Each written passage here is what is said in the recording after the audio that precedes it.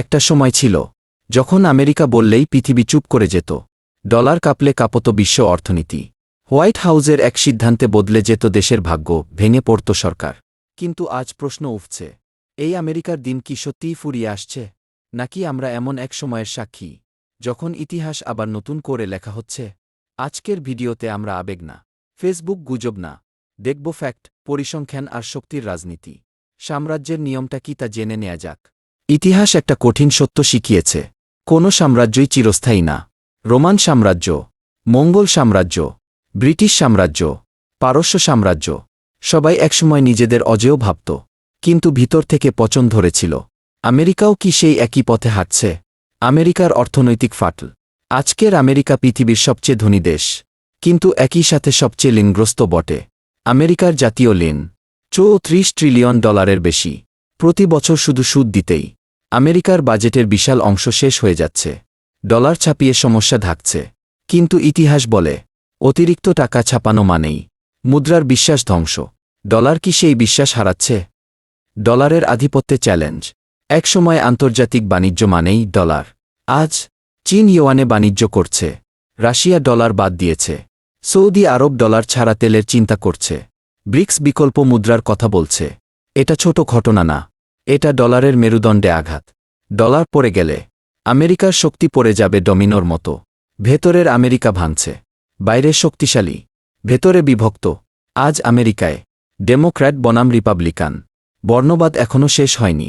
ধনী গরিবের ব্যবধান আকাশচুম্বী, গুলির শব্দ স্কুলে, শপিং মলে। এক দেশ যখন নিজের নাগরিকদের নিরাপত্তা দিতে পারে না, তখন সে কিভাবে বিশ্বকে শাসন করবে? সামরিক শক্তি, কিন্তু ফল কোথায়? আমেরিকার সবচেয়ে বড় অহংকার তার মিলিটারি, কিন্তু প্রশ্ন হল আফগানিস্তানে আমেরিকার ২০ বছর পরে লজ্জাজনকভাবে প্রস্থান ঘটে। ইরাক ধ্বংস, কিন্তু লাভ শূন্য। সিরিয়া অচলাবস্থা। ইউক্রেন বিলিয়ন বিলিয়ন ডলার খরচ, শেষে হাতে হারিকেন। যুদ্ধ জিতছে না, কিন্তু খরচ ক্রমাগতই বাড়ছে। এটাই কি সুপার পাওয়ারের লক্ষণ?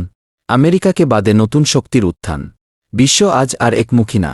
চীন প্রযুক্তি, শিল্প, অবকাঠামো, সামরিক আধুনিকায়ন। রাশিয়া জ্বালানি, কৌশলগত সাহস। পশ্চিমকে সরাসরি চ্যালেঞ্জ। ইরান নিষেধাজ্ঞার মাঝেও দাঁড়িয়ে মধ্যপ্রাচ্যে প্রভাব বিস্তার। বিশ্ব এখন মাল্টিপোলার, একজন বচ নয়, অনেকে মিলে ক্ষমতা ভাগ করছে। আমেরিকায় নৈতিক শক্তির পতন। একসময় আমেরিকা বলতো গণতন্ত্র, মানবাধিকার, কিন্তু আজ ইসরায়েলকে নিঃশর্ত সমর্থন, গাজায় শিশুর লাশ। নিজের সুবিধা হলে গণতন্ত্র, না হলে স্বৈরাচারও বন্ধু। নৈতিকতা হারালে সুপার পাওয়ার শুধু বন্দুক হয়ে যায়। আমেরিকার প্রযুক্তিতেও চাপ। আমেরিকা প্রযুক্তিতে এগিয়ে, কিন্তু একচেটিয়া না। চীন এআই, 5G, সেমিকন্ডাক্টরে দ্রুত এগোচ্ছে। আমেরিকা নিষেধাজ্ঞা দিয়ে থামাতে চায়, কিন্তু ইতিহাস বলে নিষেধাজ্ঞা প্রতিদ্বন্দ্বীকে শক্তিশালী করে। আমেরিকার দিন কি শেষ? সত্যটা হল আমেরিকা কাল হঠাৎ ভেঙে পড়বে না, কিন্তু এটাও সত্য সে আর একমাত্র সুপার পাওয়ার না। তার আধিপত্য ক্ষয় হচ্ছে, বিশ্বাস কমছে, ভয় কাজ করছে না আগের মতো। আমেরিকার দিন হয়তো শেষ না, কিন্তু আমেরিকার একচ্ছত্র রাজত্বের দিন ফুরিয়ে আসছে। ইতিহাসের চাকা ঘুরছে। প্রশ্ন একটাই, আমরা কি নতুন এক বিশ্ব ব্যবস্থার দরজায় দাঁড়িয়ে?